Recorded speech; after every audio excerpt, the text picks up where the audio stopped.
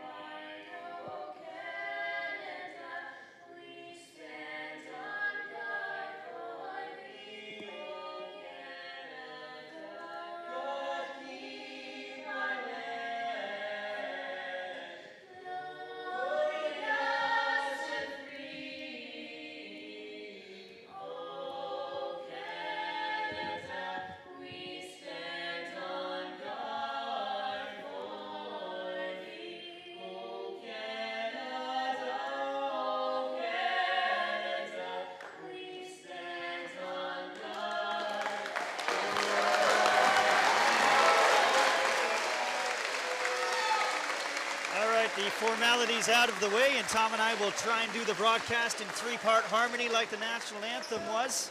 Let's get it on. And both of these teams knocked off higher seeds to get to the championship game, as Emery's the number 3 seed and the Sarnia St. Patrick's is the number 4 seed. What do you expect out of tonight's game? Well, I tell you, I expect Emery to get up and down the floor as quick as possible. This is an up-tempo run-and-gun team, whereas the St. Pat's team relies heavily on Andrew Wiedemeyer. Played for me on the provincial team, gold medal winner. He's a kid who can score inside and outside. And he's going to have to, I tell you, he's going to have to put a mark on this game early on. Because if he has a bad game, you got to expect Emery to just run him off the floor.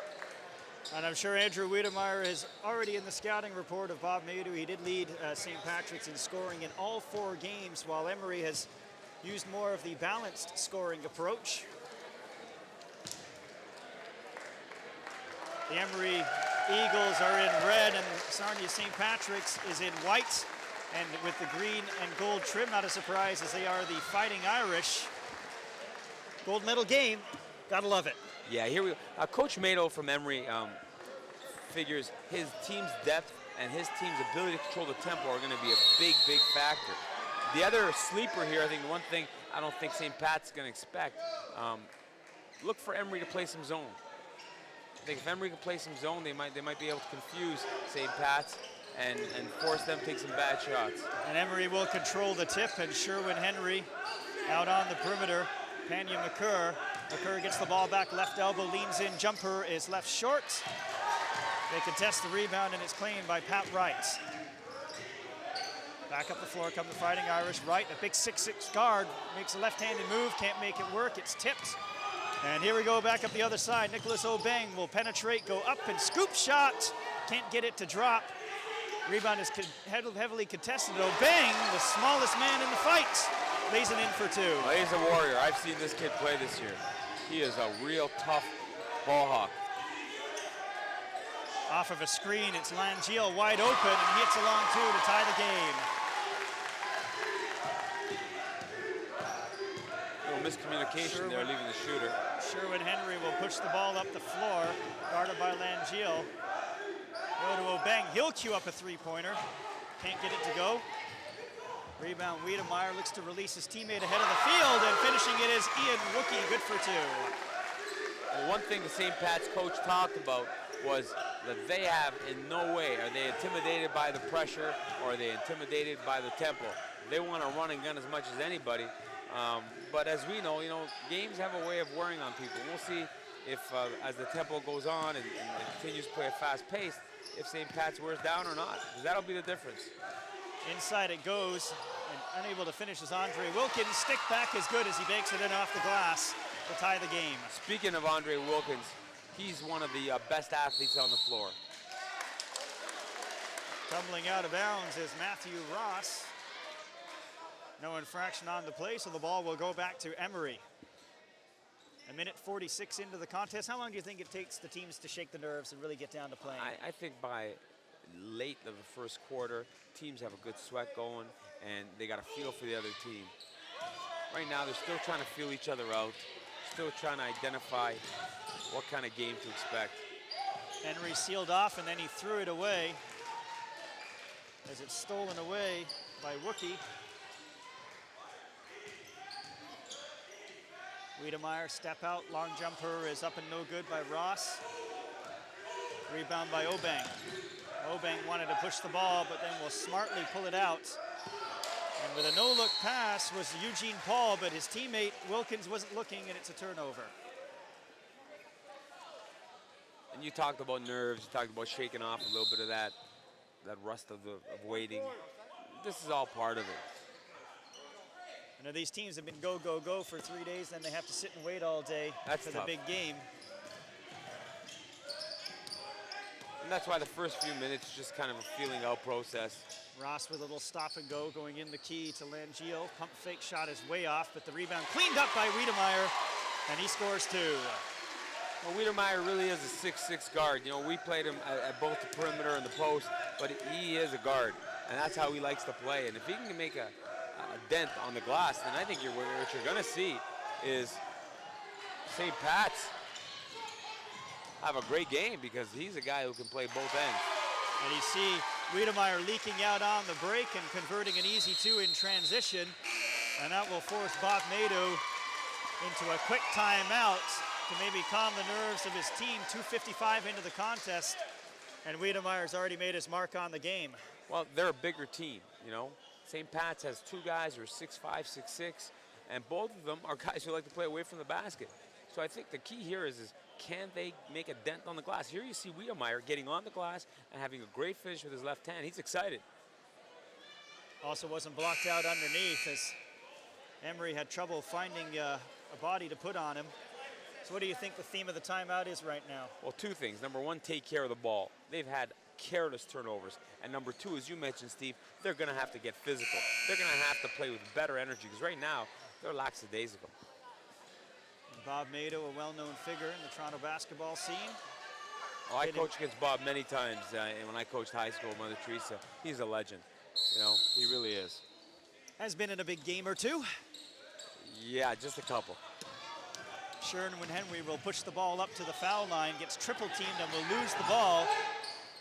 It is claimed though by Wilkins and able to reset to Obeng. Here's Pena Makur into the lane, leaning jumper, can't get it to go. Eugene Paul gets a couple of opportunities on the offensive boards. Can't convert it, but he'll go to the line.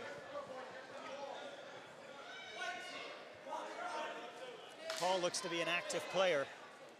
When you think about Emery, you think about a team that's athletic, but they're more than that. They're physical. Early going, they haven't been able to, use that physicality to put a dent. But those three players, 5, 41, 32, they're keys for that team. Wilkins is a great athlete.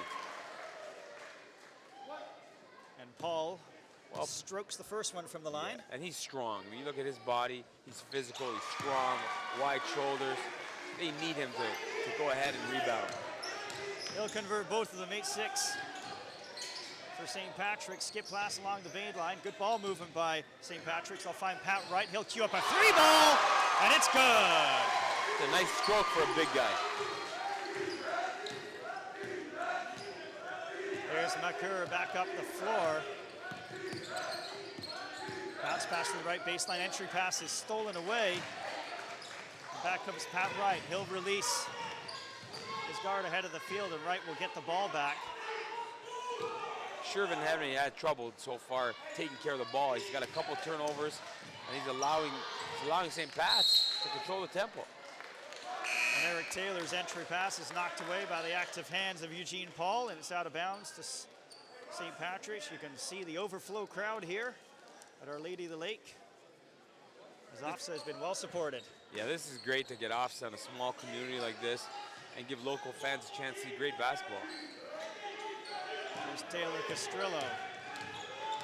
Guarded tight and aggressively by Obeng. He picks up his dribble, gives it up to Wiedemeyer. Wiedemeyer with the penetration, right-handed scoop shot, counted in the foul.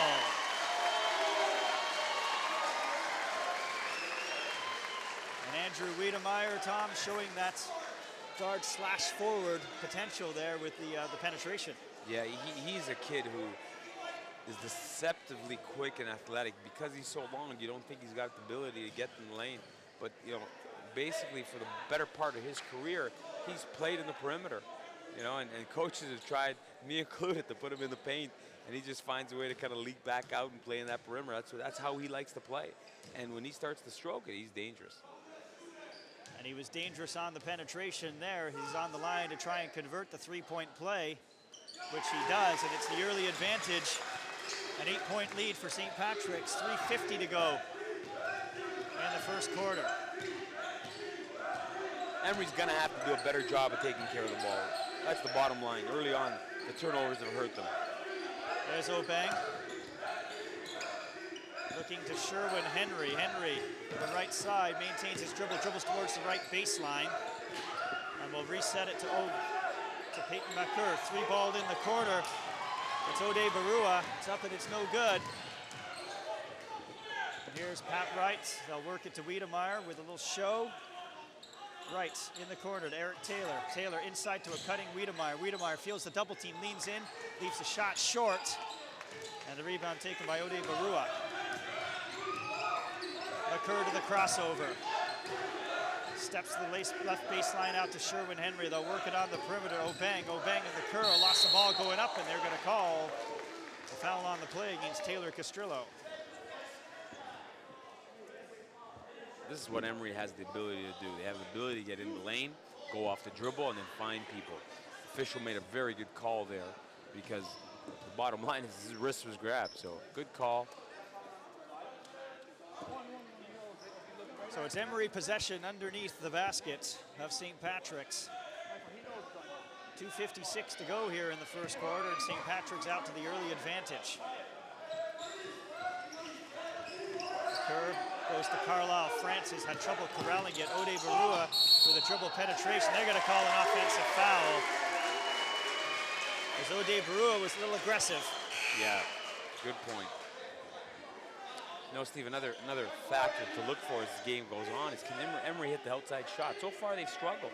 They've had real difficulty, you know, making anything from out there. And all St. Pat's now is doing is slowly bringing their defense in and putting themselves in position to take charge after charge after charge. So Emery's going to have to spread them a bit by hitting a couple jumpers. And Wiedemeyer will bring the ball up, looking cross court to Ross. Ross over to Bunting. Up top it goes to Langeal. St. Patrick's working the perimeter, and it's back out to Wiedemeyer. Puts the ball on the floor, guarded tight by McCurr, but Wiedemeyer will take it to the rack and get fouled on the play, and he'll go back to the line.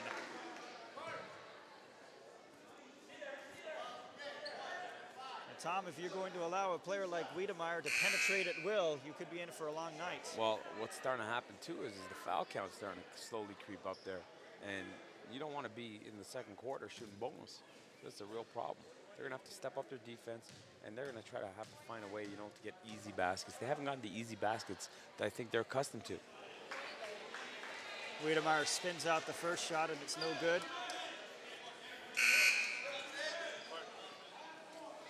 Wiedemeyer with one more shot awaiting is checking back into the game is Eugene Paul.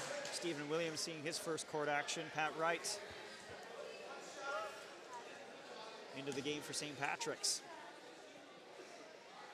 A healthy contingent has come down from Sarnia, judging by how the crowd is dotted with green and gold. Well, this is a team that's played in a lot of big games. They've been here before. Three-pointer by Ian Wookie is way off as Wiedemeyer missed both foul shots. And Eric Taylor will check into the game for St. Patrick's. Both teams going deep into their bench early, trying to get legs, fresh legs. Definitely paid dividends down the stretch of the game. Carlisle Francis with a dribble penetration. It goes to Paul. Inside move, can't make it work. Tips the rebound, lost it though. And into the hands of Langiel, who looks to go to the middle of the floor and leak out on the break. It's Wiedemeyer stepping left baseline. And Wiedemeyer is going back to the line for 2 shots. Once again, Emery's inability to hit the outside jumper, taking everything off the dribble, is getting them in trouble. And the foul will go against Stephen Williams as Wiedemeyer able to leak out in transition. And once again, head to the line. 2:08 to go here in the first quarter. St. Patrick's by 8, and Emery struggling really to find any sort of spark so far. You're waiting and waiting and waiting for this Emery team to somehow break out in transition. They just haven't been able to. They haven't been able to stop this Emery team, and the St. Pat's team, and in particular, as you mentioned, Wiedemeyer's getting to the rim. And transition opportunities as well, Tom, come off a good defense and good rebounding. Exactly. Wiedemeyer with a nice stroke from the line this time. He hits both, and it's a double-digit lead for St. Patrick's. Carlisle Francis threw it away, another turnover, but then it's stolen right back, and now there's a scrum on the floor for it. And finally, it's claimed by Stephen Williams. Steps to the left baseline, leading jumper, no. But nice offensive work on the offensive boards by Andre Wilkins, and he'll convert the stick back. He's the one individual on Emery who needs to step up his game. He's such a good athlete. Pull-up jumper from the right baseline by Matthew Ross is good, so he answers. Minute 35 to go in the first quarter. Off the screen is Carlisle Francis, now kicking it out to McCurr. Over to Wilkins. Wilkins losing his balance, pulling it back out. Francis, a little seam on the penetration, and makes the shot work inside. Emery's starting to pick up the tempo now. And a reach-in foul by Eugene Paul on the left baseline against Pat Wright. Will stem the momentum for a second. Having said that, Steve, it's a real dangerous point in this game that Emery's getting into now. Foul counts 4-2, doubled with 1:12 left in the first quarter. There's 9 minutes plus of basketball left in this half, and the bonus situation, could really go against Emery. They got to take care of themselves here and make sure they don't foul.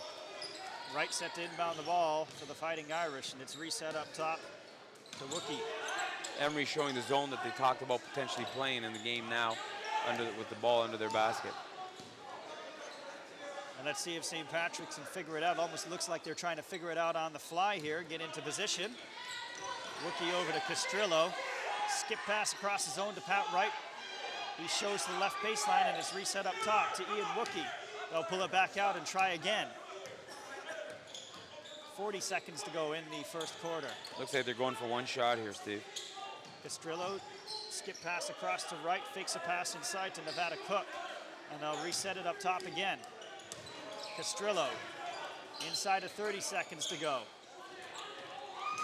Entry pass to Cook, now they'll start to work a little something. Pat Wright with a ball fake inside, and reset to Wookie as patience being demonstrated here by the Fighting Irish. Castrillo fakes, and we'll go to Ian Wookie to Wright. 8 seconds to go. Stepping to the basket, Matthew Ross off glass, no. Rebound, do they have a chance to leak out? No, it's stolen away, and the miss is no good. As the buzzer goes, as Ross had a couple of opportunities, and St. Patrick's able to be patient, but not able to convert. St. Pat's size is becoming a factor. They're going ahead, and they're just crashing that glass, and you know what? The refs are letting them. And as long as that happens, it's going to be a long night for Emery, because Emery does not have the size to compete with them. They have the athleticism, but not the size. So where do they start now in trying to correct some things, because they look like they really struggle as we take a look at Wiedemeyer work his magic. Well, let's go back to the basics. They got to start with taking care of the ball, not turning it over. Number one. Number two, we've talked about it for the first quarter. They have to defensive rebound. They have to get physical. They have to get a body on people because right now St. Pat's is just coming through seams and gaps, finding the ball. How much more difficult is it to defensive rebound when you're in a zone? It's very difficult. Great question. What happens is when you play man, you have individual accountability, the person you're guarding. In a zone, sometimes you have an area, and you have two people coming in your area. You're unsure who to get. It's critical in a zone that the guards rebound. And if they stay with the zone, we'll see if the Emery guards, albeit small guards, can be physical and get to the glass. We saw some more highlights from St. Patrick's. They dominated the first quarter of play at least and have an 8-point lead to show for it. And they'll also start off with the ball in the second quarter.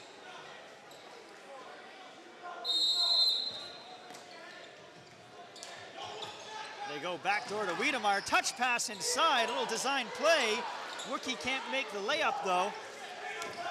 And back comes Emery in transition on the left baseline. Obeng. And they're going to call stepping on the end line, and it's a turnover. We talked about turnovers in the first quarter. Here we are again talking about turnovers. I don't have official stats, but I'm guessing here that they're up to about 6 or 7 turnovers already. And that's what you hope your team has in a game, never mind a quarter. Right to Wiedemeyer, and Wright and Wiedemeyer form an imposing backcourt, both standing about 6'6".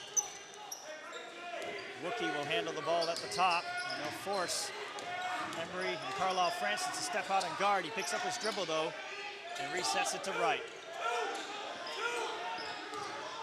Wright puts the ball on the floor. He picked up his dribble and is in trouble, but they got working back door. Nice move to the basket by Wookie, and he converts. That's a good read. First thing you learn when you're playing basketball is one way to hurt pressure is to go back door. St. Pat's displayed that time. Three-pointer by Obeng is an air ball, but the offensive rebound by Williams. Jump ball, and the arrow is going Emery's way.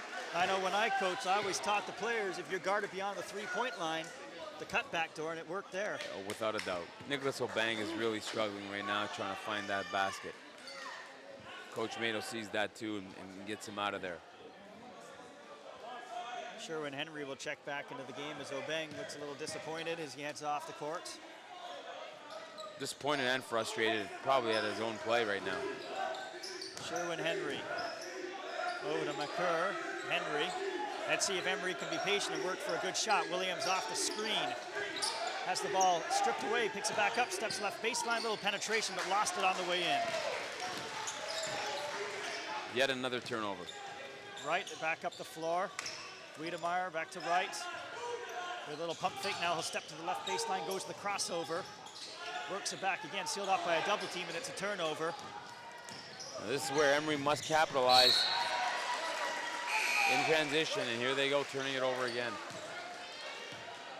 As Andre Wilkins, the guilty party there, and Ola Adebarua will step back in. You spoke earlier, Steve, about jitters in a game and how to cope with that. Well, I think Emery's jitters right now are trying to play too fast.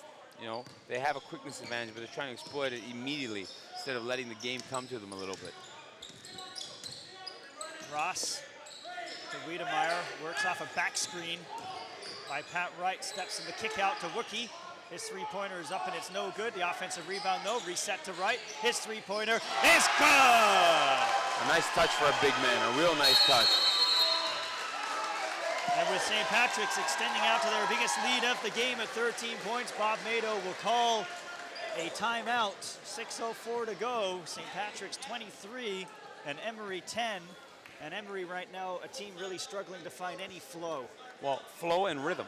And I've seen them play many times this year, and their flow and rhythm throughout the year has come from their transition. There's the offensive rebound and the kick out. Now with high school basketball, when you could put a couple of 6'6" guards like St. Patrick's can do with Wright and Wiedemeyer, how does that change a team's philosophy? Well, what happens now is you're no longer defensively, your game plan is different because no longer are you thinking about doubling down on the post. Now what you're trying to do is put yourself in a position where you're not giving them the open jumpers. Conversely, the people who guard them are not accustomed to guarding people out there. They're accustomed to banging inside. So, for example, Wilkins for Emery is used to defending the biggest player on the floor in the post.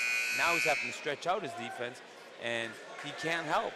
You know, he cannot help off him because he's hit 2 big threes. And now back on the offensive end for Emery. You're trying to look to work something inside, or you're trying to stroke and get that perimeter game going? No, I think you're going to try to continue to get dribble penetration. The difference is you got to make better decisions on the finish. Well, Emery needs to find some momentum from somewhere as they trail by 13 here. Well, the Emery crowd is coming alive now, trying to motivate their team and get them going. And here's Sherwin Henry to bring the ball over the timeline. Works off a back screen by Ode Barua. They go inside Ode Barua on the pick and roll, and he's fouled and will go to the line to shoot 2. Well, here we go. Now Emery's starting to feed off the energy of the crowd, starting to feed off the energy and taking that next step now, trying to step up their play. Let's see if they can continue it after this possession here. And they got that entry pass as well off of the screen roll. Ode Barua can't get the shooter's roll from the line, so the bad luck continues for the Emery Eagles. The rim really has been unkind to them, hasn't it? Team that has scored more than 60 points in 3 out of the 4 games in this tournament. Now only have 11 as Ode Barua gets the second one to go. Wiedemeyer with the dribble penetration and the easy dish to Matthew Ross for 2. Well, Wiedemeyer's become a one-man wrecking crew, that's for sure. Pull up three-pointer off the break is good by Penyon McCurr.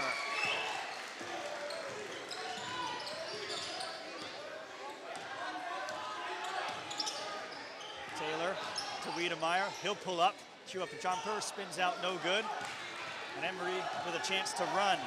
And Sherwin Henry leading the way. Touch pass goes inside, but losing it on the way up is Carlisle Francis. And it's out of bounds to the Fighting Irish. Well, there was some contact there on the baseline. Wiedemeyer got away with one. A little push. Referee was right there. I'm surprised he didn't call it. The one thing you are seeing now is Emery is forcing the same pass team to play a little faster. So you have to get some stops on that quarter court defensively there. 5:10 to go here in the second quarter. Pat Wright. Now guarded by Andre Wilkins, and Wright throws it away. Too strong for Matthew Ross, and Emery starting to step up the defense. The St. Pat's coaching staff decided to let Andrew Wiedemeyer bring up the ball, playing the point. The problem now is they don't have anybody with any size on that wing to catch that entry, or at least big enough to lob into. So Emery with the ball, and Obeng is returned to the game. They'll give it up to Henry. And Obeng on the wing to Makur. With a crossover. Henry with a pump fake. Penetration going inside. Carlisle Francis lays it in on the left baseline. Excuse me, Andre Wilkins with the basket. And there you see Wilkins using that athleticism we spoke about earlier. Aaron Langiel thinks better of taking a shot, pulls it out to Wiedemeyer at the foul line, goes to Wright, to the fadeaway, no. Rebound by Ode Barua, and Emery wants to run, and it's Obeng to the right baseline. Dribbles through the lane, pulls it back out, and picks up his dribble. To Henry. Henry with a great show and go. Oh, what a pass inside, but missing the flush was Andre Wilkins. Back up the floor, Pat Wright in transition, good for 2. And that's a play that he usually finishes. And this time he doesn't, and he misses another layup. Wilkins can't make the layup, and back comes Wiedemeyer. And then Langiel to Wright. Wright pump fakes, now takes a deep 3. It's up and it's no good. Rebound tracked down by McCurr. Henry.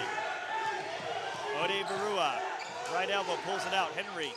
Over to Obeng, three-pointer is up and it's good. Penyon McCurr for 3.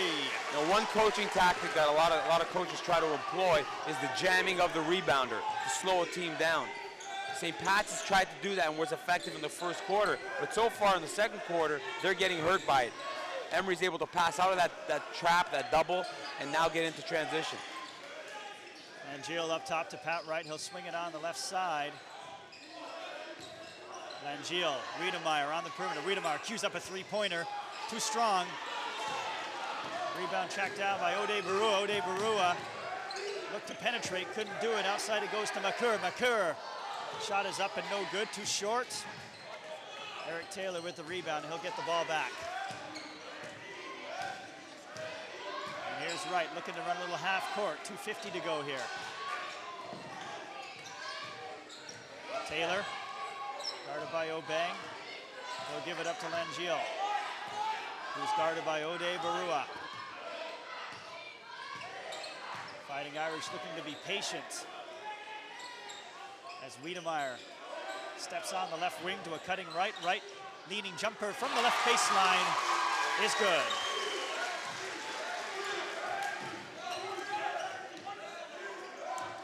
Wright's doing a great job shooting the ball this half here. And he's done it off the catch, he's done it off the bounce. Obeng to the right baseline, makes a move inside, elbow contact, no call. Wright will look to release Taylor ahead of the field. And Wright on the give and go from Wiedemeyer will finish. Right in transition, and there he is, coming back, talking a little trash to the Emery bench, trying to show off some of his prowess here. See if that comes back to haunt him later on, or see if he can keep it going. Henry looks to penetrate against Langeal. Across to Obeng, they go to Makur. Makur will step it back out on the perimeter. He's guarded by Wiedemeyer. Cross-court look for Henry. Ode Barua, crossover, left baseline, great move. Can't make it work though. Wiedemeyer with the rebound, lost his balance. Did he maintain his dribble? He was able to call a timeout as he was going down, and it's a 30-second timeout. And Emery started to look like they made a sustained run, but Wilkins was really looking to electrify the crowd with that dunk, and he missed. He missed that dunk, and then next possession he misses a layup. So that's 4 points, makes a real difference in a game like this. Also, what you're starting to see is St. Pat's running, starting to create their own tempo, starting to put themselves in a position where they can score some easy baskets, and that's helping. And it's helping them right now to a 12-point lead in the OFSAA gold medal. We'll take a look at, you know, Wilkins, he's a big guy. He's got to feel like the smallest man on the court when you miss the dunk like that. Especially, Steve, when the result of a missed dunk is a layup on the other side. Turns out to be a 4-point play. So a minute 24 to go. You almost get the sense, Steve, that Emery's got a run coming, a real run. But, you know, St. Pat's is doing a great job, especially attacking the offensive glass. And Wiedemeyer will bring the ball up, guarded by Makur. Gets a screen, and then Wiedemeyer gets fouled. Gets up slowly. And the aggressive defense was by Panyan Makur. 16 foul left the half for the Emery Eagles. And Wiedemeyer down for a break. 1 foul away now from bonus. As you take a look at Wiedemeyer, may have got a little bit of a cut on the nose. And they go right inside and laying it in for two, Matthew Ross. Matthew Ross made a great backdoor cut there. He set his man up beautifully. Stepped high on the denial and made one quick step backdoor. Carlisle Francis. Out it goes to Obeng. Pull-up jumper is good. He's found a shot. Yeah, finally, they've desperately needed that. Let's see if they can cut it, Steve, to single digits before the half ends. We go approach 40 seconds to go. Right inside, leans in, gets position, and lays it in for two. 33 seconds left to go. Ode Barua will look to the perimeter to Makur. Makur to the crossover to Obeng. Wright has been big so far this half. Pull-up jumper from the baseline, spins out by Makur, it's no good. The rebound is contested, and they're gonna call a jump ball. And the arrow is going to St. Patrick's, and with 11.9 seconds left to go, Chance to hold for the last shot. And I think what they'll want to try to do is get one good shot. Take care of the ball here. Avoid the turnover. And now quick.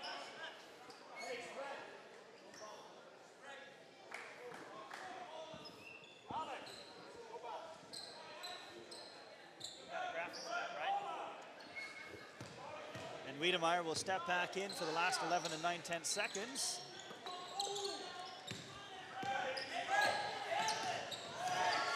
Well, they clear out for him. 4 seconds left to go. Wiedemeyer stepping to the basket. Shot is up. Nice defense, though. It was partially rejected by Ode Barua.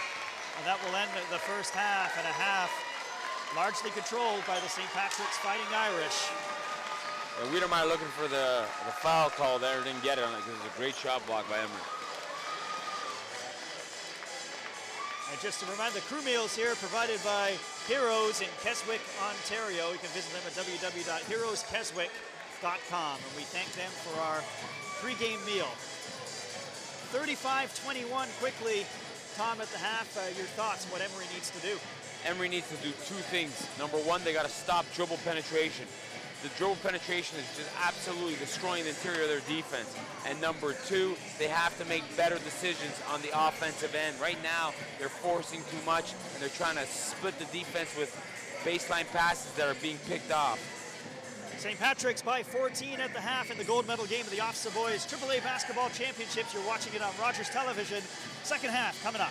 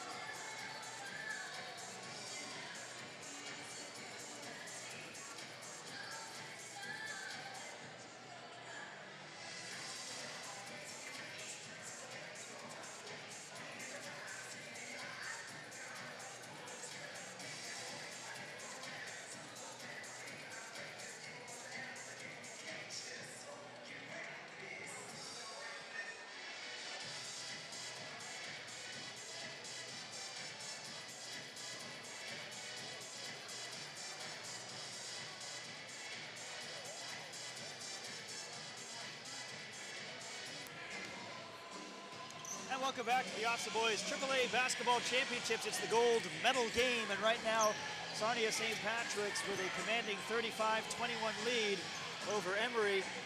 And Tom, getting into sort of the halftime mindset of Bob Nadeau, how do you think he approached the halftime talk with his team? Well, I think they talked about stepping it up on the defensive end, not allowing dribble penetration.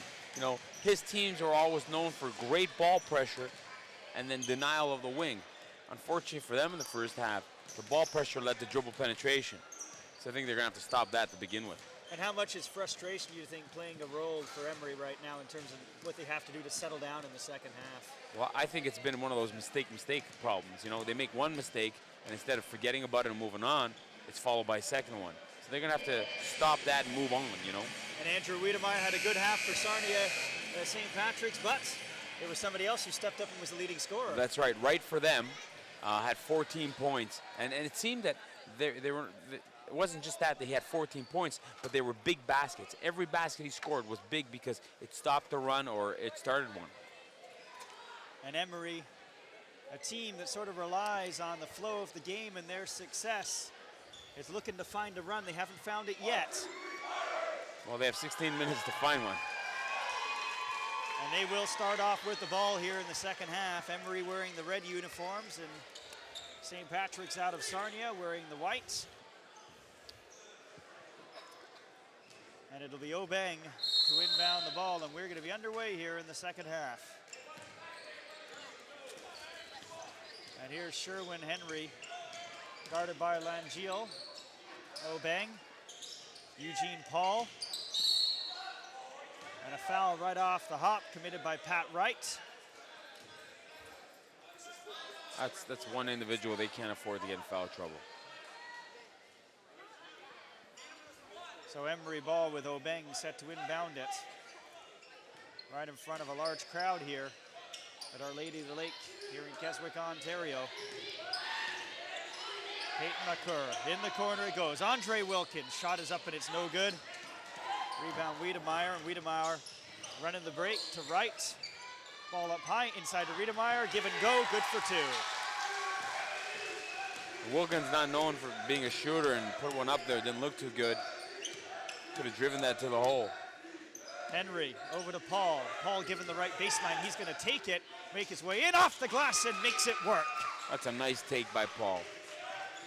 As we talked about, something Emery has to do more of. They have to get into the lane, they have to make good decisions when they get there. They can't rely on the three-point shot to try to get him back into this game. And Wookie, guarded tight by Sherwin Henry.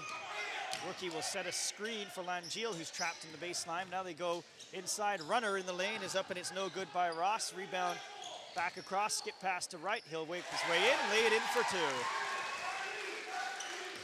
Wright looks like a man amongst boys there. Just influencing the game by his physicality. Off the screen, it's Obeng. Dribble penetration, nice move. Can't finish though. Rebound contested, claimed by Wright. He's got Wiedemeyer releasing ahead of the field. Open layup, which he blew. Got the offensive rebound, couldn't make that. Third attempt, he got fouled. And will go to the line for two shots. As Emery looked a little slow to get back in transition. Well, you know, one thing St. Pat's has done is because they've been able to get on the glass defensively, they've been able to leak out because they don't need that extra person rebounding. Emery's got to do a better job of trying to influence play by getting on the glass on both ends of the floor. And Wiedemeyer, as we noted, has led St. Patrick's in scoring in all 4 games so far this tournament. Missed the first shot. Pat Wright looking like a quarterback there, throwing the 90-yard touchdown bullet. A 6'6" guard makes him tough to defend, as we saw him stroke the 3 in the first half. I think he's the emotional leader also, you know, Steve, for his team. Barking out instructions right now, setting up the defense.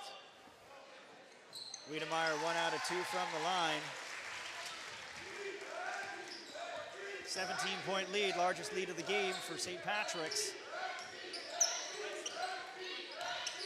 Off the curl, Carlisle Francis to the rack. Nice save by Sherwin Henry. Finds McCurr, who spins on the baseline, up top to Obeng, and Emery with a chance to reset. Sherwin Henry, little penetration in the lane, wrap pass. He traveled on it, it's a turnover. Yeah, it took a little extra hop there. Emery's in real trouble right now. 17 points down. St. Pat's has a couple more hoops. They could really open this up. Look at a concerned Bob Mado. And Pat Wright, worked by McCurr. Langeal on the baseline, strong move, but can't finish, was Matthew Ross. Rebound contested, and it's claimed by Ode Barua. Ode Barua lost control of the dribble on the way up, and it's turned back over. Once again, you know, they got to take care of their ball. They're almost playing too fast. Taylor will step back. Now pick up his dribble in the backcourt. He's in all sorts of trouble. Now looks and then finding it and cutting back door is Langeal. Pulls it back left baseline. Will cue up a jumper. That's an air ball. And McCurr will claim the rebounds. Henry, Obeng. Obeng senses a double team. Now tries to split that double team, and it's stolen away, and here's Wiedemeyer, 1-on-2. He's got to stay into the lane, can't make the layup go. Ode Barua, left wing, Carlisle Francis works his way in, lost control of the ball on the way up. It's a jump ball, and the possession arrow is St. Patrick's way. Both teams are going up and down, but nothing's happening with it, you know?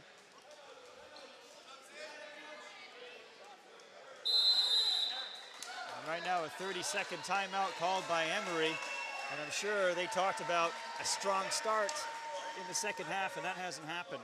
Well, I think it's a timely timeout, no pun intended. I mean, he's got to settle his guys down. They got to make better decisions in the half court. And there they are. They come up with a great defensive rebound and then turn it over. And here's the only highlight in the second half. And you said they need to do more of that.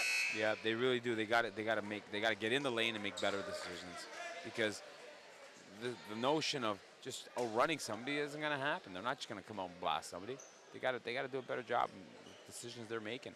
Intimidation, you think, a factor playing against 2 6'6" guards? Well, yes, but the intimidation is coming from how physical those guards are playing. In particular, Pat Wright. I mean, he has been so physical, and there he is, taunting the Emery bench in the first half. He's letting people know that he's here to win a gold medal, no other reason. So St. Patrick's with the ball out of the timeout. See if Emery puts a little pressure on the ball. Dribbling it towards the left baseline is Wookie. He's trapped. He goes out of it with Wiedemeyer. And they're going to call a blocking foul against Obeng. Thought I saw that elbow pop out a little bit from Wiedemeyer. I don't know. I don't know if that was the right call. I tell you. I'm not sure if we can get a replay on that or not, but that just was not. They had to let the kids play, especially in a 17-point game. Inbound ball off the foul by Obeng. There's Castrillo with a dribble penetration. They'll reset it up top. To Clark Bunting. Bunting falling down, losing his dribble. Now it's a scrambly play, and covering it up like a rugby player was Matthew Ross. Almost like it was a fumble and somebody wanted the ball there. And on the possession error, it switched over to Emery. Let's see if Emery can create something here. Jason Blackwood to the crossover. He's just checked into the ball game. Out it goes to McCurr. And McCurr throws the ball away. It's knocked away by Castrillo, tracked down by Obeng in the backcourt. Obeng with a step to the basket, but he throws it away. It was Wookie with the steal, and now Wookie with the ball on the right wing. Bunting. Wiedemeyer with a step to the basket. Fouled on the play, and Wiedemeyer going back to the line. And St. Patrick's dominating the game right now. If I'm Emery right now, I know I'd be really concerned, because they have not been able to change the tempo of the game. Their pressure has not been a factor. And Wiedemeyer, who has gone to the line several occasions so far in the game, makes the first one work. And it's an 18-point lead for St. Patrick's. We're halfway through the third quarter here, 3:58 to go. And Emery really yet to sustain anything.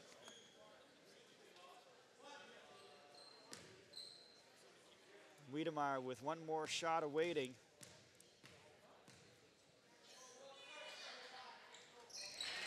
Which is good. And St. Patrick showing a little pressure. Broken by Jason Blackwood. Stop and go dribble out to Obeng. To Andre Wilkins. His double team feels it. Out to McCurr. McCurr looks to get into the lane. Can't get it. Picks up his dribble to Wilkins. He sees the double team is in trouble. Now goes to the right baseline. Nice step to the basket and lays it in for two. And that's what he can do very well. One possession at a time. They can't come out trying to steal every ball. They just have to play good quarter-court defense. Get in the passing lanes, make the pass a little more difficult. And Matthew Ross off the screen up top to Wookie. They go inside, trying to run the baseline with Ross, and it's a turnover. And that's exactly what I'm talking about, trying not to put themselves in a position where they got to steal every ball. Let St. Pat's make their mistakes. So Emery will regain the possession, and see the coach, you can almost hear him in the background, wanting a little foul with contact off the ball. Well, I think he senses what's potentially coming here and trying to get the refs to do something about it. Ode Barua, Obeng, they go into the corner to Blackwood, out to Obeng. Makur with a step to the basket. Fadeaway jumper, arcing shot is good.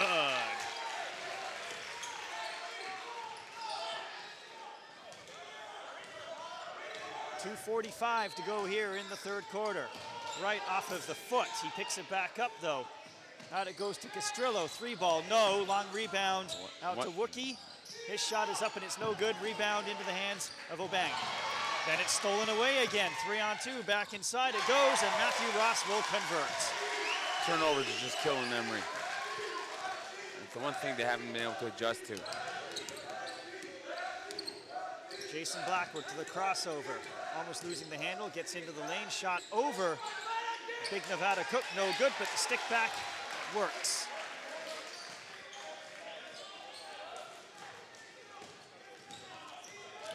And here's Wright.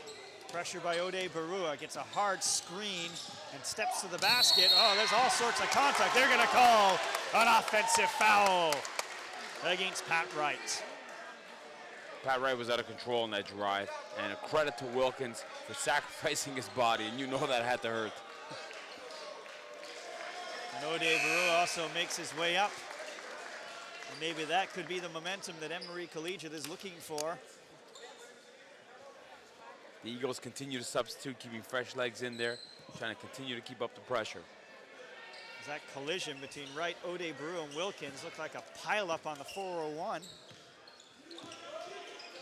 Call goes to Emery. Blackwood to the crossover, runner in the lane. Can't get it to go, but there's Wilkins with the offensive rebound and the putback. He's starting to step up his play here, cutting the lead. Wiedemeyer with Eric Taylor. Back out to Wiedemeyer. Stop and go dribble, guarded tight by Stephen Williams behind the back. Throws it away, it's stolen away. And here's Wilkins. Wilkins running the break. Wilkins with a pass on the left baseline. Emery will pull it back out. Blackwood. Makur for 3. That's good! And that came with patience and good ball movement. And Coach Mano made a great move in putting a smaller player on Wiedemeyer. A questionable call there. I thought the Emery player was there, and Wiedemeyer pushed it off. They got away with one there. It was Stephen Williams who will pick up the foul. Not often, though, you see referees call back-to-back charges. I know you don't like to call a game like that, but they did just call one up at the other end. Well, I'll tell you, Steve, from a coaching perspective, you want the referee to call the game. You don't care about advantage, disadvantage, score. You want him to call a foul when a foul is made. But you're right. Unfortunately, they're always looking to avoid that trend. So it's the Fighting Irish with the ball, and Wright will handle it. I said he's guarded tight by Williams, and Williams has got quick feet pressuring Wright. Up top it goes to Taylor, inside to Wiedemeyer, off the cut, shot is up and no good. Rebound, no, and Wilkins skying for the rebound, although he stepped on the baseline.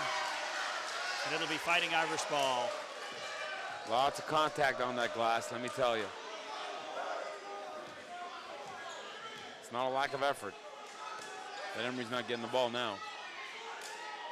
Wright goes inside to Wiedemeyer, and they're going to call the jump ball as Wiedemeyer lost the handle, and the error will go to St. Patrick's. St. Patrick's coach, sensing he may be in trouble, at least with the shift changing, he's getting a little animated on the sideline.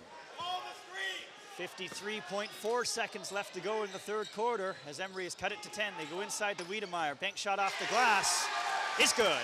Big hoop there by Wiedemeyer. One that's desperately needed to try to avoid the Emery run. So Henry, guarded by Langille, to Stephen Williams, 38 seconds left to go. Pena Makur steps, and there's going to be a foul on the play as Eric Taylor was beat. 34.8 seconds. If I'm Emery right now, Steve, I'm looking to get into the fourth quarter with a single-digit deficit rather than a double-digit deficit, and then slowly work your way into it. And that's what Emery has been doing to the latter part of the third quarter. The lead was up as high as 19 points at one point, or 18 points. Now cut to 12. And Jason Blackwood will in the ball to Penyon McCurr, back to Blackwood, and he is fouled. And that'll be the 4th team foul of the quarter against St. Patrick's.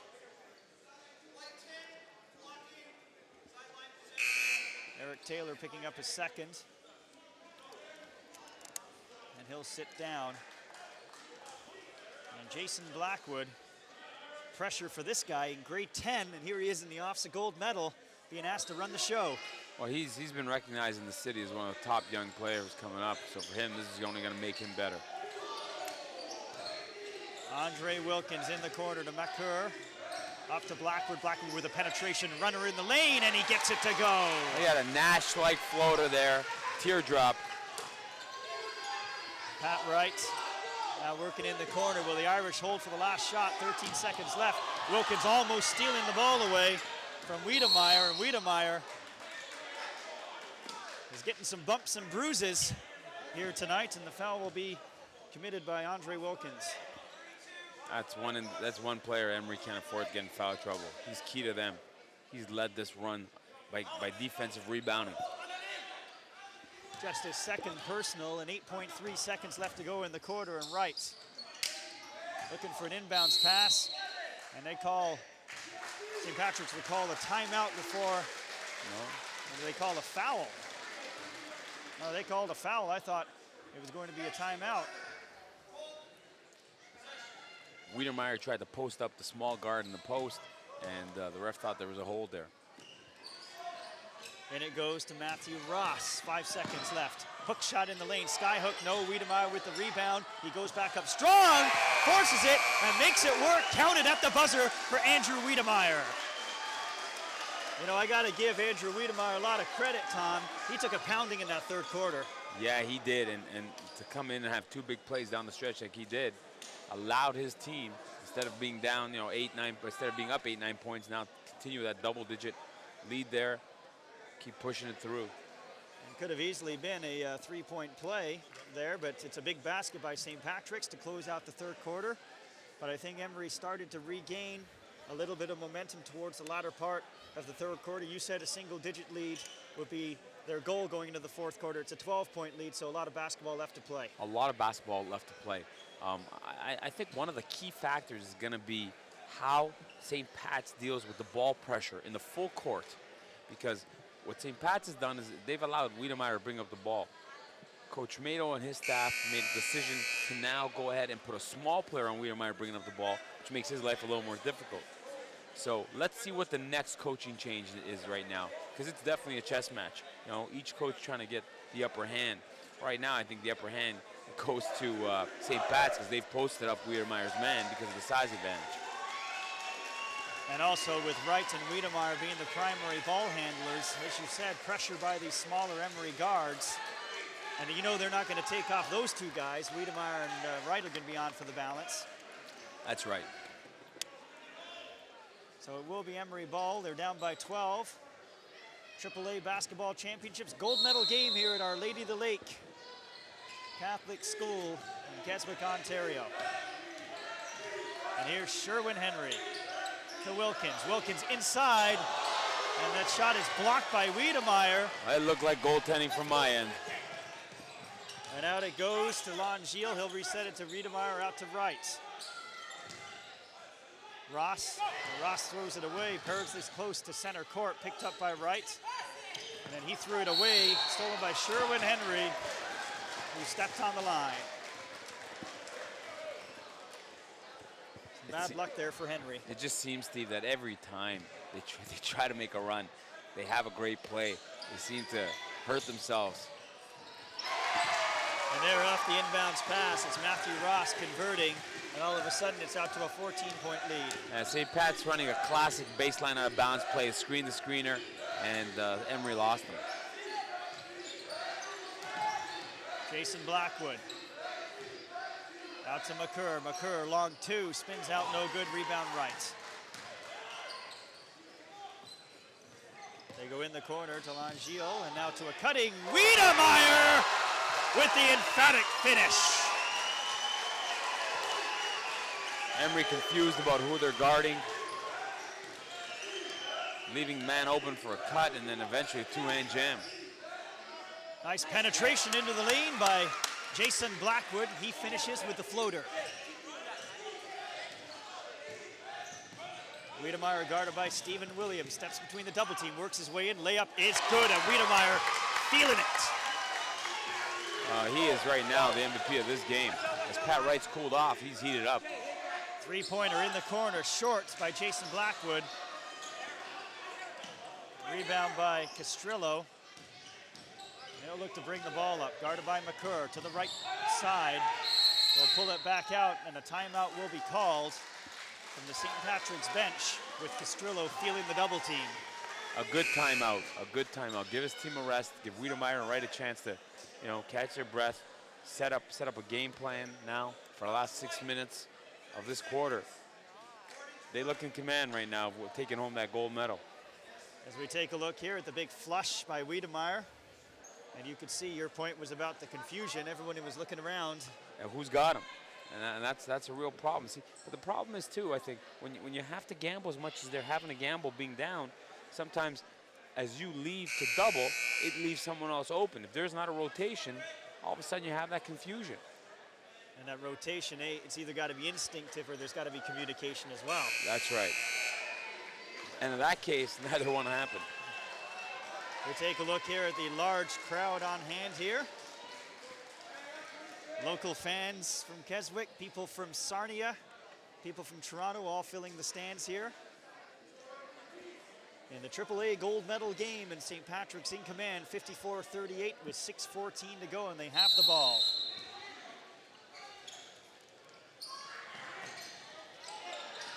Taylor pressured in the backcourt. He lost the ball, and the Hounds are coming after him.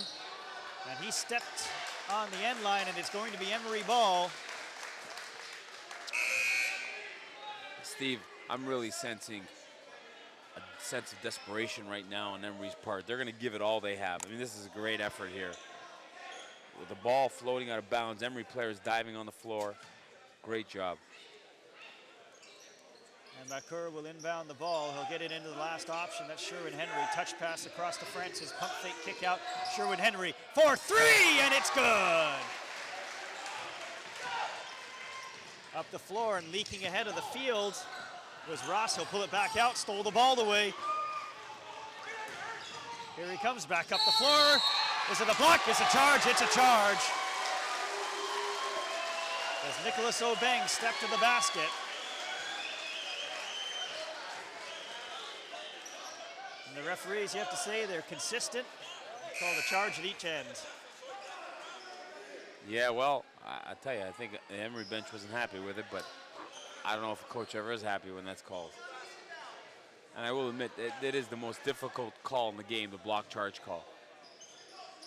And Obeng looking to create something, just got a little over-exuberant in the eyes of the officials, and back comes St. Patrick's, trapped in the corner as Matthew Ross. And they're trying to help him out as Langiel. They go inside to right. They found him. He was wide open. Great pass, a great pass. And he scored. Carlisle Francis. Francis steps, leaning jumper from the baseline is up and it's no good. Wilkins with the rebound. Stick back is good. 13-point advantage. And it's knocked out of bounds by Emery. They're showing active hands at least.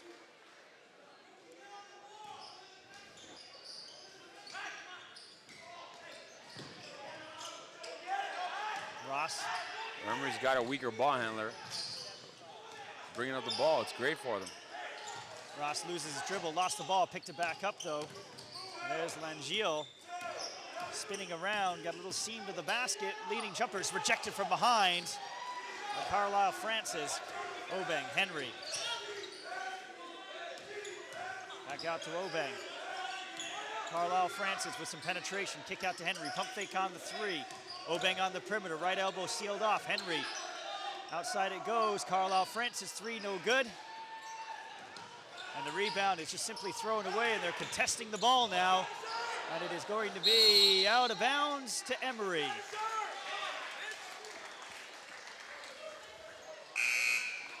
Right though, Emery continuing to work hard, going after every loose ball. Steve, 15 points, 4 minutes, 30 seconds left. And can they do it? Do they have enough offense right now? It looks like their defense picked up, but do they have enough offense? Really have to be flawless in their offensive sets from here on in, and that's not the way to do it. Real fortunate they turn it over and Wiedemeyer steps out of bounds. Didn't notice the big 6'6" guy standing in the way.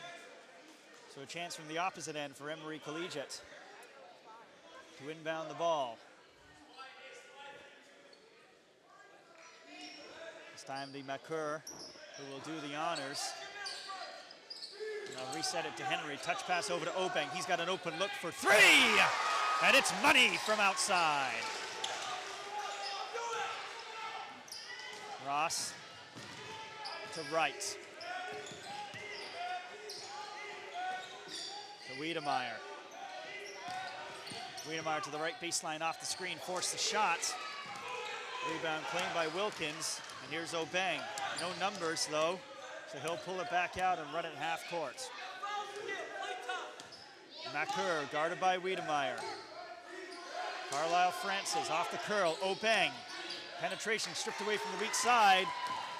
And here's Wiedemeyer, 2-on-1. Wiedemeyer takes it to the basket, missed the layup though. Carlisle Francis to Wilkins. Wilkins runs right into right, stolen away. Wiedemeyer back up the floor. He has it stripped away by Henry. Some great defensive plays, some quick hands on both ends.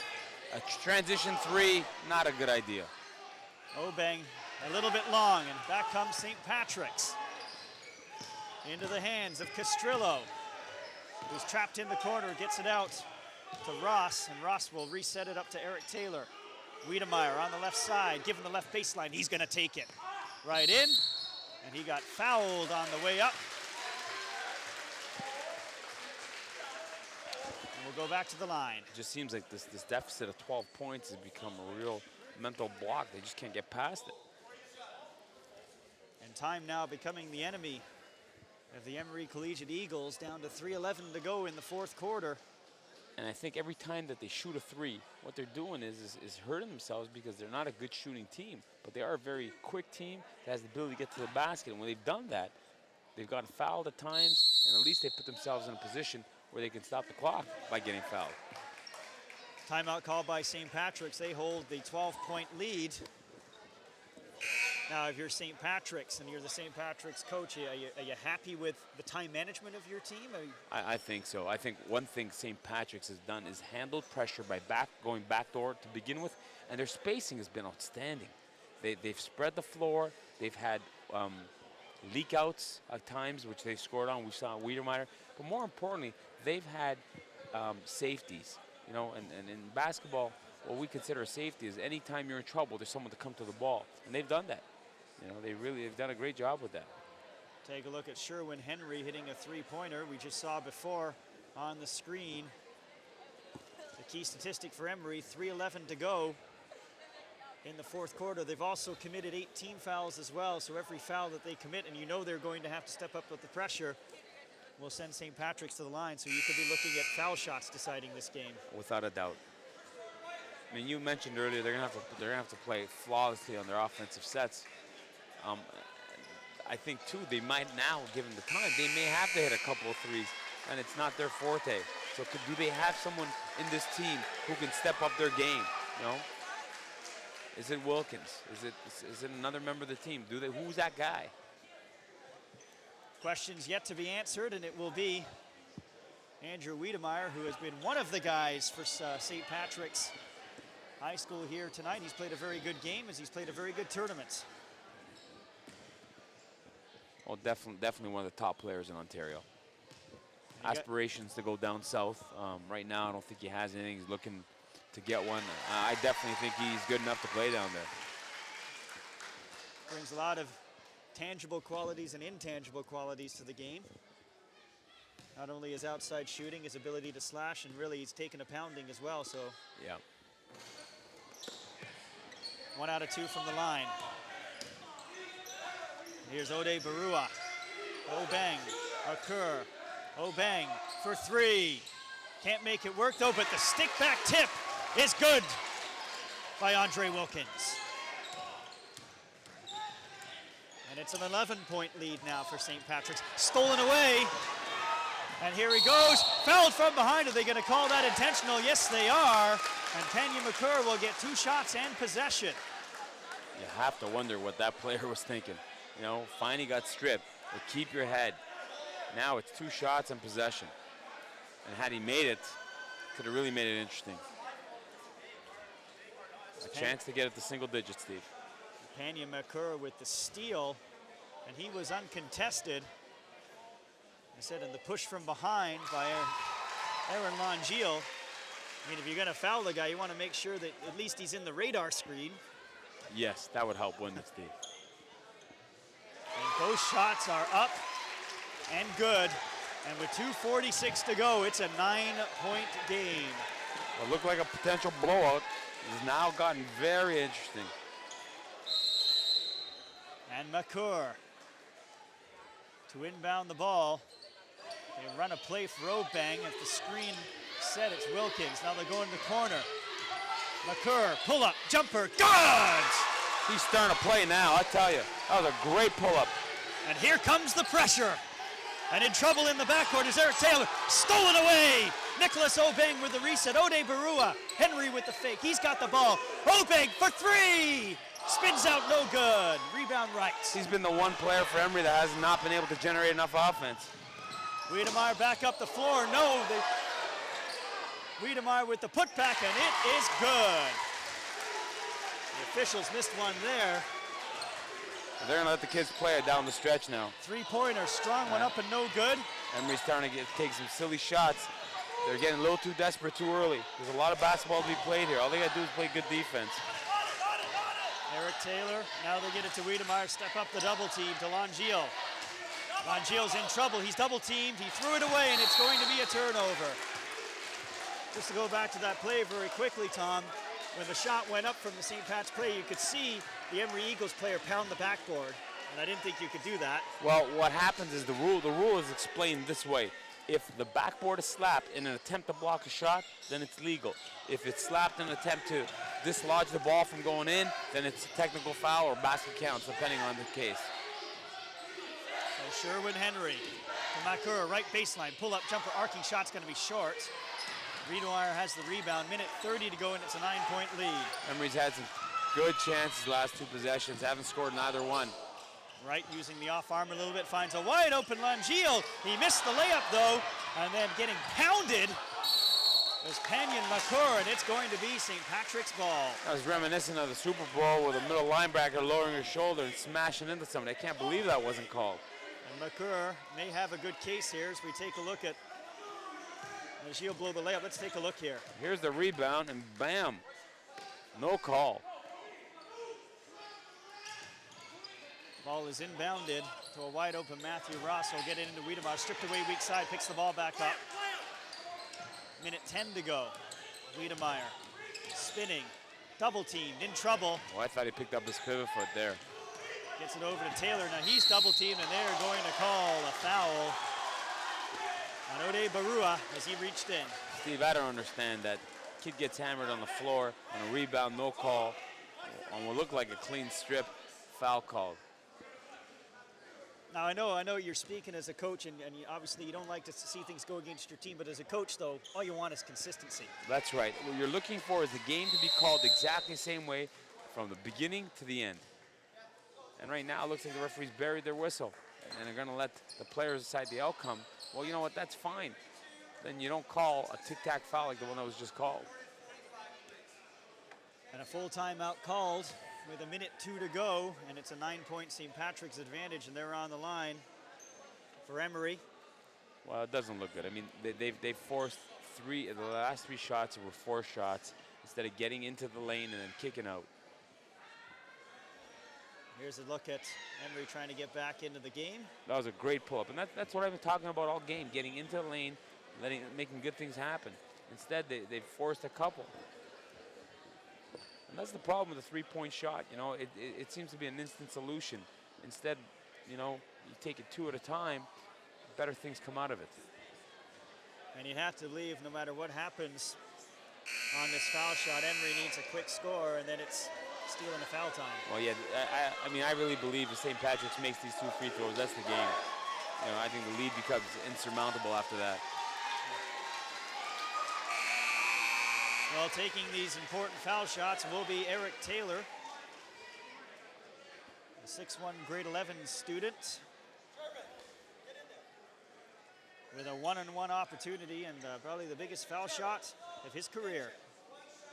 Not to put too much pressure on him. No, not at all. Let's see if he proves you wrong here.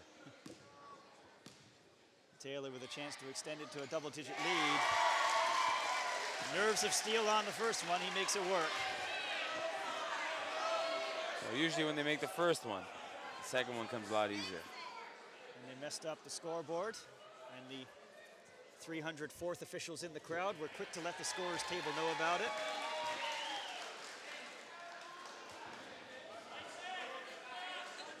And they've done a great job all day. They have. And one more shot for Eric Taylor. This one is up, and it's an 11-point lead.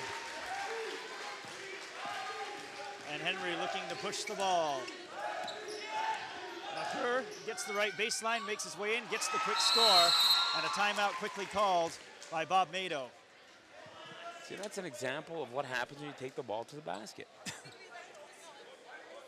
And 53.9 seconds left, and really that timeout there is just to save a few seconds on the clock. Here Wiedemeyer gambles and gets burnt. The Emery player is aggressive on his take, and they're not going to be in a hurry to take a charge. They can't afford a three-point play, so I think they'll have some good advantages here. The key here too is out of the Emery timeout is the turnover. Can they get a quick turnover, and can they not foul? Because the fouls have hurt them. It's 9 fouls now. For the next 53.9 seconds will be double bonus, any fouls committed. And our crew meals here tonight were provided by Heroes. It's on 700 the Queensway South right here in Keswick. www.heroeskeswick.com. All this talk about Heroes getting me hungry.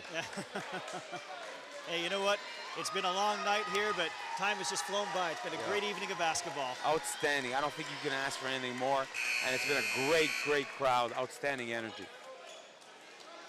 Assumption has taken home the bronze medal. All that's left to be determined is who takes gold and who takes silver.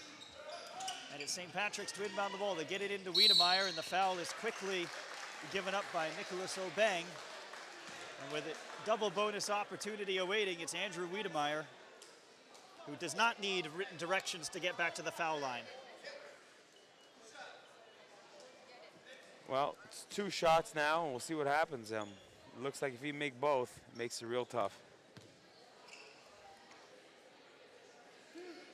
And St. Patrick's did what they wanted to do. I'm sure they wanted to get the ball in to either Wright or Wiedemeyer, and it worked. That's right, and I'm surprised the whistle was as quick as it was. I would have thought they would have let him play a little bit. And Wiedemeyer misses the first of the double bonus. He's got one more shot awaiting.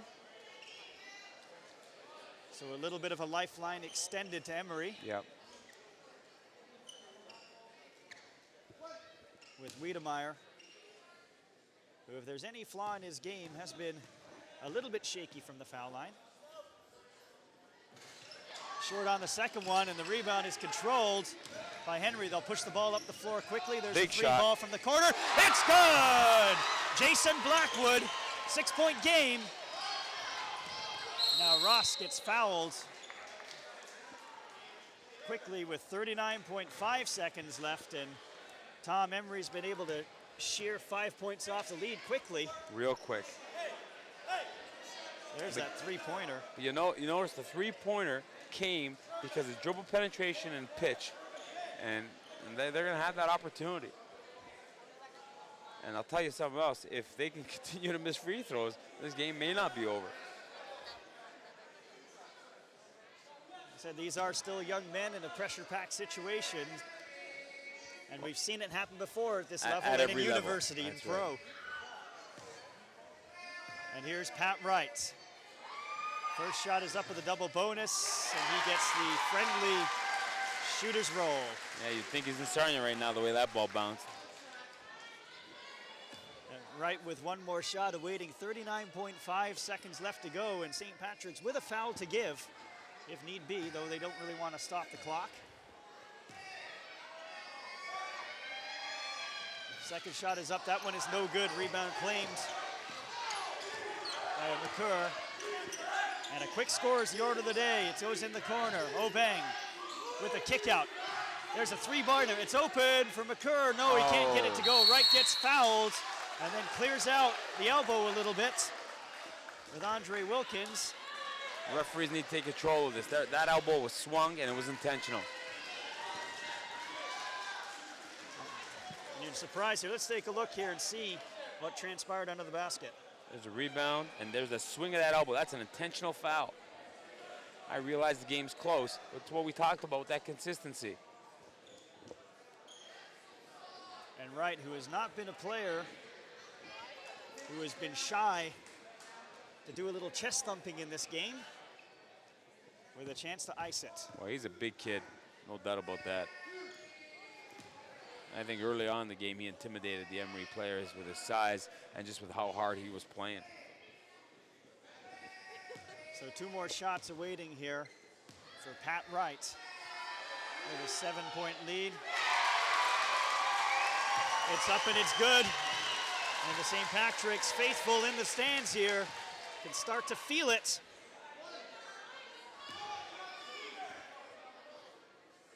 .3 seconds left in this game. And Wright with his second shot. It's up. It's good. Back down the floor. Pull up, three-pointer, Blackwood, no. Rebound tipped out of bounds to Emery with 18.7 seconds left at a 9-point disadvantage. Well, it looks like the only way they're gonna have a chance here is the three-point shot. Let's see if they run it off of McCurr. It's Obeng in the corner. Obeng forces up a three. Arcing shot is good, and the timeout is called immediately by Bob Nadeau. So to quote the great Welsh poet Dylan Thomas, Emery Eagles not going gently into that good night. Not at all, not at all. A lot of life there. Nicholas Obeng there, finally making a three. You know, he's taken so many threes that I thought were questionable, and he finally hits the one that they need to keep them alive. And being guarded by someone almost 8 inches taller than he is. It is a big-time shot. And with 6-point deficit now with 12.9 seconds left to go. The drill will be the same. The drill will definitely be the same, you know, and the foul count 10-5. You know, you look at it and you're for Bob Nadeau and you're the Emery Eagles, you're wondering what the heck's going on? What have we done to have this foul count doubled? You would think with this much basketball being played, both teams would be shooting bonus. And with the intensity level of the game and the physicality of both teams thrown into it. Exactly, especially when elbows are being swung on rebounds. You know, that's something that concerns you as a coach because your players can get hurt. Especially when that kid's 6'6", 215. So Bob Nadeau, the veteran coach, looking to pull a rabbit out of the hat here. I think, Steve, we should look for St. Pat's going long against the pressure. Might not be a bad idea to release somebody long, and recognizing that Kenyon McCurr right now is a safety valve for Emery. And Pat Wright with the important inbounds. They don't guard the inbounds pass. They He get just it in, traveled. and it's a travel. Great call there, Tom. I think I'm getting excited for Bob Nadeau. 0.8 seconds only elapsed off the clock, 12.1 to go. And now Emery with the ball. And we can see there with the steps taken by Aaron Longeal. Now they need the inbounds pass. It goes into Henry. They touch it across. Three ball is up and it's no good. It's an air ball, and then it's going to go out of bounds, and the ball will go to St. Patrick's. And that may have been the final opportunity for the Emery Eagles. I think you're right, Steve. They might have been better off getting the dribble penetration and then kicking out instead of just trying to take their quick three. So right now with the inbounds here, and they're going to call a foul before the inbounds.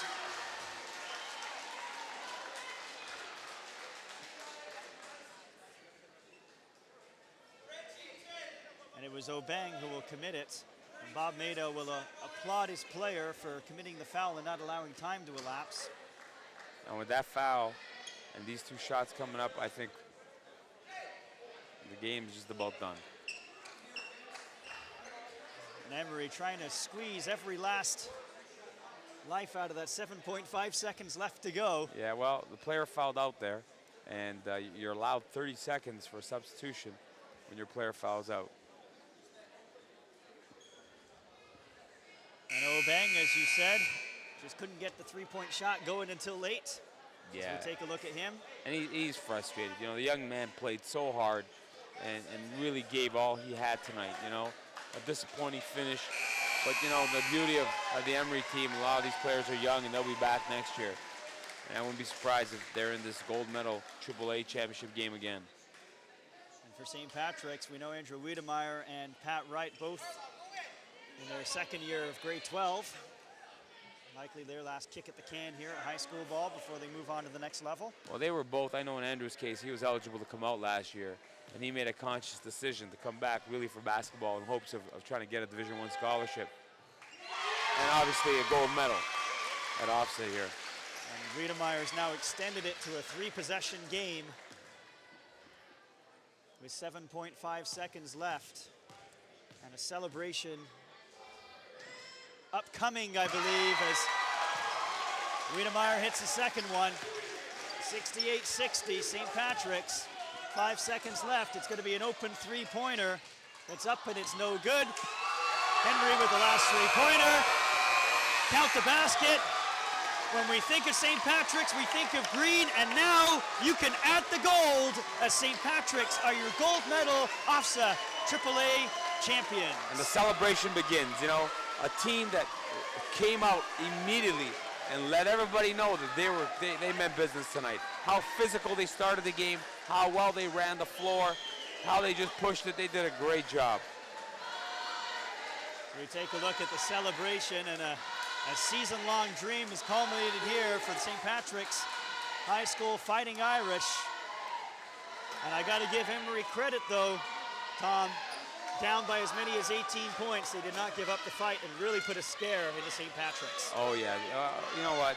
This team, when Bob Mado transferred to Emery, when Bathurst Collegiate closed down, he started, the first thing he did was implement that work ethic, that strong defensive play, and let everybody know that he meant business and that things were going to be done the right way. And tonight, you know what? They did that. Despite the fact they didn't win this game, you know, there's a lot to be proud of, you know. This is a small school. And they were able to come a long way. So credit to them, the coaching staff, and obviously the young athletes.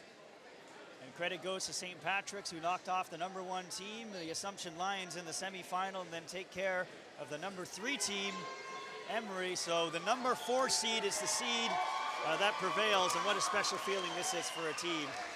Oh, there's nothing like it, I tell you. When you win a gold medal at the highest level possible, it's a special feeling. You know, Andrew and I had a chance to win a national gold medal a couple summers ago, and he's a kid who's done a lot of winning. And it's a special feeling to know that you're the best out there. And all that's left to do here at Our Lady of the Lake Catholic Secondary School is to hand out a little bit of the hardware and hand out some medals, and what has ended an exciting OFSAA championship. We saw Assumption in an entertaining game in the first half of our doubleheader take the bronze medal, and here you see the final score. St. Patrick's Fighting Irish from Sarnia are your gold medal winners. Quickly, your final thoughts before we wrap up. Well, I think this goes to show when you come ready to play and you give it all you got and you play physical, you got a chance to win at any level.